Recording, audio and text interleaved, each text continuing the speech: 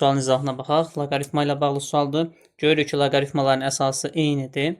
Ona görə biz bilirik ki, loqaritmaların əsası eyni olarsa toplamada içərilərin bir-birinə vururuq. Yəni loqaritma x vurulsun 9 loqaritma x çıxılsın 8 bərabərdir 0.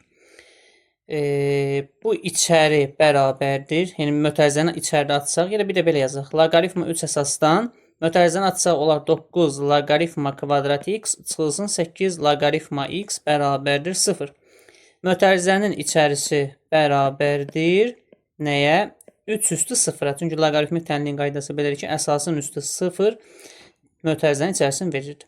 İndi burada biz nə edirik? Loqaritma x-a bir t əvəzləməsi aparsaq, alınar ki, 9t-nin kvadratı çıxılsın 8t 3 üstü 0 1 olduğu üçün onu sol tərəfə keçirsək alınar -1 bərabərdir 0.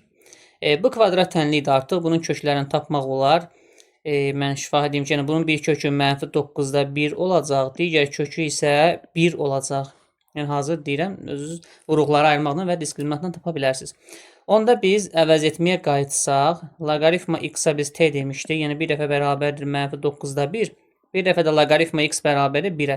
Buradan alınır ki, x bərabərdir 10 üstü -9-da 1. Çünki loqaritmanın əsası 10-dur. Burada da x bərabərdir 10 üstü 1, yəni 10. 2 dənə kök tapdıq.